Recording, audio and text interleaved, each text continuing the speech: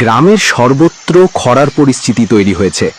এখন আর এই গ্রামে বেশি দিন থাকা ঠিক হবে না। কাজের সন্ধানে অন্য গ্রামে যেতেই হবে। ভূষণ কাজের খোঁজে অন্য গ্রামের দিকে রওনা দিল। হেঁটে হেঁটে সে বিজয়পুর গ্রামে পৌঁছল। সেখানে তার থাকার কোনো ঠিকানা ছিল না, কাজও ছিল না। হাঁটতে হাঁটতে সে এক ধনী কৃষক জগৎ শেখের কাছে এসে হাজির হলো। শেখজি, আমি ভূষণ, অন্য গ্রাম থেকে এসেছি। আমাদের গ্রামে খরার পরিস্থিতি হয়েছে। লোকের জমিগুলো শুকিয়ে গেছে। গ্রামের মানুষ পানির জন্য ছটফট করছে।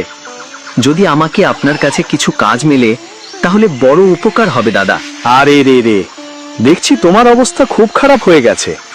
ঠিক আছে, আমার কাছে একটা কাজ আছে, কিন্তু মনে হয়